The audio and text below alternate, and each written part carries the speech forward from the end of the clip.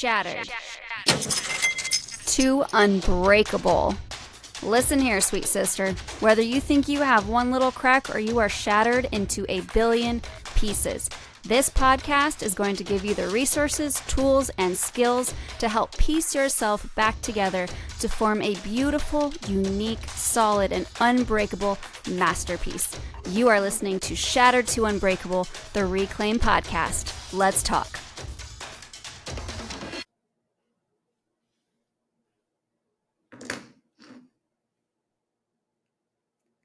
Hey guys, welcome to another episode of Shattered to Unbreakable. I'm your host, Brandy Babin, and today I'm coming to you with a very controversial subject. So we're talking about, are you born bad or are you born good? Are there bad people or not? And this is something I've wrestled with for a while. I've seen things on Instagram, social media, Facebook. I've seen things in the news. I've had talks with people. It's very interesting to think about when you bring in your religion and then you bring in just psychology and theology and physiology. And so I'm bringing this up. I know it seems kind of out of context, but I promise it's going to jive with the Reclaim mission. But I want us to be a discussion. There's going to be a question in the show notes on Spotify. Come and talk to me about this if you have strong feelings. I'm almost certain somebody is going to be offended from this podcast. And that's not my intention. My intention is only to get us thinking together and talking about it. It's just very interesting. So as I'm going about my studies, I'm starting to realize there's a lot of things that coincide that I didn't realize before. So as I was growing up, I kind of thought, well, everybody's a good person. They just make bad choices. I still tell my kids this. You're not a bad boy. You're making a bad choice. And I'm not going to stop telling my kids that because I'm not going to tell them, oh, you were born evil. You have to work to be good. Like, that's just not what we tell our kids, right? It doesn't sound right. And so let me get on to how I came about this. So there's a couple of different things. One of them is just some conversations I've heard in the realm of psychology and physiology, or not physiology, philosophy. That's the word I was looking for, philosophy. And so some people believe we're just born good people and then there's corruption. Some people believe we were born bad people and you have to work to be good or have to be trained to be good. And I'm just going to throw out my thoughts, some of them based on the studies I've seen, some of them based on my own opinion. So just take it for what it's worth. Take what you believe in and what jives with you and leave the rest with me. So as a Catholic, I believe that we are born into original sin. When you're born sinful. That's why we baptize babies. It removes original sin. That's what we believe. So that being said, I would say that Christians believe we are born with original sin. I don't know necessarily if that makes you evil. It just means you are born without the purity of goodness, I would suppose. And as I've been raising my kids, I have to teach them that we don't call names, that we don't hit, that we don't spit on people, that we don't, you know what I mean? I have to teach them good behavior. I don't have to, they don't just act really good all the time and then get corrupted by something. They are, if you're talking in psychology terms, more selfish or hedonistic. They are very egocentric. It's what's good for me, when I want it, how I want it. I don't want to wait. I want instant gratification. I don't understand that other people have feelings. Like, these are all the developmental cycles that a child goes through. And so when we are talking about practicing being good, we have to teach our kids self-control, and that even when we're mad, we don't act this way. But their instinct is to act out on their aggression and this violent behavior when they don't get their way. Now, some people can say that's because they've seen it modeled, which is very true. If you've seen violent behavior modeled as a child, you'll model it more. If you've never seen somebody be violent or aggressive, you're less likely to. However, a toddler hits, whether they've seen it or not. It's just what their instinct is to do. And then when we fast forward going through adulthood, and what I'm going to bring your attention to, and you might have already seen this or heard of this, is the Abu Ghraib trials. This was in Afghanistan. There were some soldiers that had prisoners of war, and they were brutal to them, and it was labeled evil acts. They, if you've seen any of the pictures, it's grotesque what they did to these prisoners. And part of you could say, well, yeah, they're evil people doing evil things to us. Like, hello, revenge. And yes, I understand, but it was beyond revenge. It was like dehumanizing and really disgusting things that they were doing. And they were smiling and taking pictures and laughing about it and taking smiling pictures with dead carcasses. And it was really like disturbing. It was beyond just a few soldiers having fun, getting back at people. I don't know. I would classify it as evil. It definitely seemed not good. But my point is, the people that went into this were before that considered good soldiers, good American soldiers who we trusted to do a job, and they were given free rein to just act on their impulses, which turned out to be, especially in a group of them, very out of character for each of them individually, if that makes sense. So I saw a TED Talk by a guy named Philip Zimbardo. Hold on, let me check his name. Philip Zimbardo. I got it wrong. Philip Zimbardo. He did a TED Talk on this, and I thought it was very interesting because he was saying it doesn't take much to turn someone from this upstanding citizen to these evil acts. He had a list of things which I thought were very valid. One is just mindlessly taking the first step, just a small little step in that direction. 2 was dehumanizing the victim, so making it so that they weren't even like a soul. I guess it was just like this play doll thing. And then one of them was separating yourself from your identity. So a lot of times soldiers, they're all in the same uniform. Their name is removed and then replaced by a number.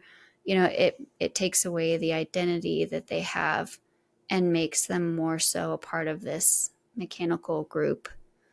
And then he was talking about inactivity being just as bad as the activity, which I don't necessarily agree with. Inactivity, I think, comes from fear of reprimanding, or getting reprimanded or getting retaliated against. I think fear is definitely something different than acting on an evil urge. Fear of, having that all turned on you if you're the one that steps out and speaks. And that is what happened. The reason that it got shut down is because one brave soldier said, hey, I don't think this is right, and showed pictures to his superior officer, and him and his wife and his mother or mother-in-law, or both maybe, had to go into hiding for 3 years. And these were our own soldiers and the guy, the whistleblower, I guess you would call him. And so I find that terrifying, that when somebody comes forward to do the right thing, them and their family are so threatened trying to protect these other soldiers that did the wrong thing, that they have to go in hiding. Like, it ruined their life too, to come forward and say, this is not okay. And there's been lots of different instances where that's happened. But what I wanted to bring up is Philip's movement that he's starting. This is where this all comes together and aligns with reclaim. I know you're probably like, what are you talking about, Brandy? This has nothing to do with anything you've talked about, but it really does. I want us to understand that the virtues that we try to attain throughout life are hard. And I know I did a podcast about gratitude. Gratitude is a virtue. You have to try for it, practice it, be patient with it. The more human tendency is resentment and entitlement, not gratitude. And so you have to fight the urge of resentment and entitlement to push towards gratitude. That's just another example of how humans are just innately bad and have to work to be good. It's not saying it's can't happen, obviously, but I'm just saying, well, as far as this aligning with reclaim, I want us to know that it is hard to do the right thing. And I don't want people to make it seem so easy, I guess. It's not easy. And I feel like, especially as Christians, we are holding others to a higher standard than we're holding ourselves and making it seem like, well, they should just do this. They should just do that. Well, they should have just, like this guy who stood up for this went into hiding for 3 years because he was being threatened, him and his family. And if you were in that same position, would you be able to do that, right? So I'm trying to give us all a sense of unity around being heroic and it being hard, but always saying, I've always told you guys, you can do hard things. We can do hard things. One example is me speaking out about emotional abuse. When I started that, I was threatened multiple times and told that I better take my stuff down or else. And I kept talking about it. And it was almost to the point where I didn't care what happened to me because I needed people to know that they were not alone and that this was scary and that it was not okay that it was happening to people and that the court system does not help and the family court system is in shambles. And I wanted people to know, and that I'm not trying to go and call myself a hero by any means, but what I'm saying is I couldn't shut up about it. I couldn't. Like I felt a responsibility to speak about it. And I feel like this guy in those trials felt a responsibility, even to prisoners of war, that this is beyond punishment. This goes against a moral compass. And the cool thing is, if you're listening to this podcast, you probably have a moral compass because self-development really is about wanting to become a better person and to serve your purpose. And most people don't look for purpose if they don't have a moral compass or a higher power that they're reaching towards. So I wanted to bring this all around by talking about Philip's movement because I think it's really beautiful. I feel like I started this out so dark. I'm sorry. It's going to get lighter, I swear. So he has this movement, which I think is really beautiful to not only teach our kids, but for our own selves to, I'm going to get to it. Okay. I'm getting ahead of myself. Okay. So what he is saying is when we're speaking to our youth, and I just want you all to pretend you're youth right now because this applies to you. When we're speaking to our youth and we're telling them about these amazing people in history, Martin Luther King Jr. and Gandhi and Mother Teresa, it's an unrealistic hero that we are hoping they aspire to be. I say this because they dedicated their entire life to their cause, everything. They gave up everything. It was their central focus beyond family, beyond career, beyond, it was just so, they were exceptions to humanity. And so then we move to superheroes. Philip talks about superheroes. These kids are idolizing superheroes, but they all have powers. And obviously, kids don't have these powers. And so, again, it's another unrealistic hero that we're putting in front of our kids and ourselves. And so what he is saying is heroes should really be everyday people. That should be what we're promoting. Everyday people that do extraordinary things in maybe just one moment of their entire life. Like you could have the one moment of extraordinary heroic opportunity. And if you pass it by, you'll always know you passed it by. And if you seize it, you'll always know that you served that purpose and that you were a hero. And so for this guy that, came forward, he will forever be a hero in the eyes of those who love humanity and hate evil. And in those soldiers that knew something was going wrong but couldn't speak up, I'm sure there are many of them that were like, I'm so glad you did, because I didn't know what to do or what to say.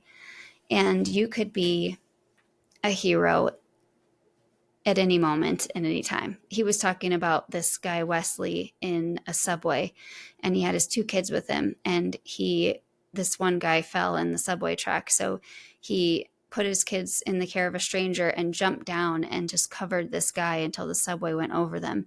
Apparently, they had about 21 inches of clearance between the ground and the subway floor, and they measured about 20 and a half. So he risked his life to save this man.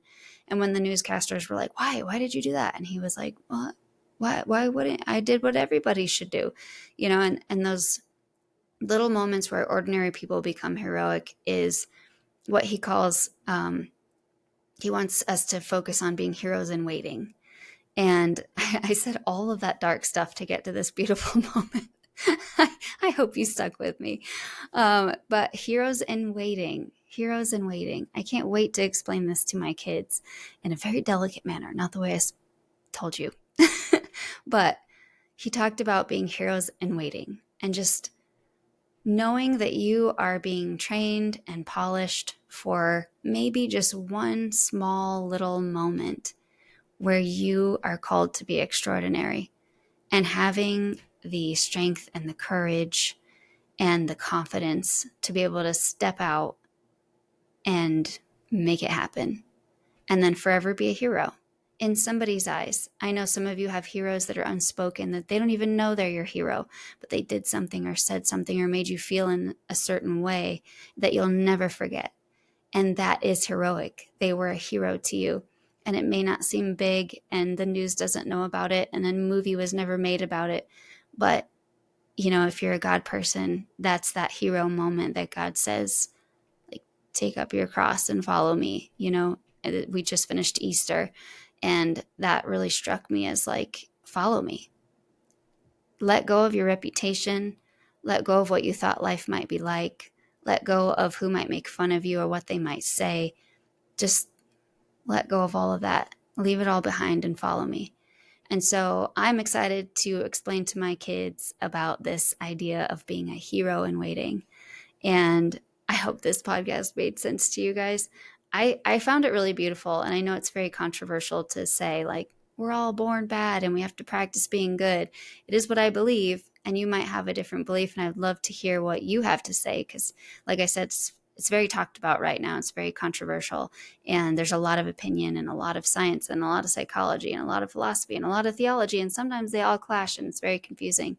But it just makes sense to me that we have to work at being good, and we have to work at, saying no to temptation, and we have to work at doing the right thing even when it's hard, or even when it's inconvenient, or even when it's not financially feasible. There are so many ways in this world to cheat or to get ahead or to step on someone to make sure that your family's okay, right? There's so many ways to do that, and it's so tempting to want to do that. And so I'm excited for these little bitty heroic moments, and I hope you are too.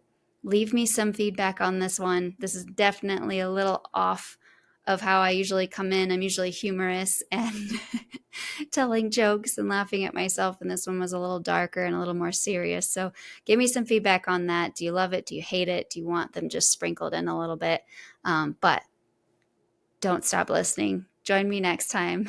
Stay sparkly, sweet sisters. You're a hero in waiting. I love you.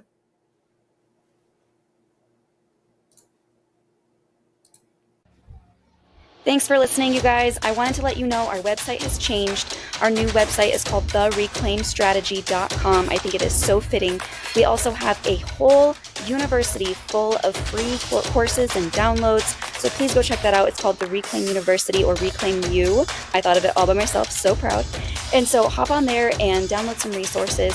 Also, I would love for you to share this podcast. The more women we can get in front of, the more women we can save, and the more children we can affect. I love you guys. Stay sparkly. I'll see you next week.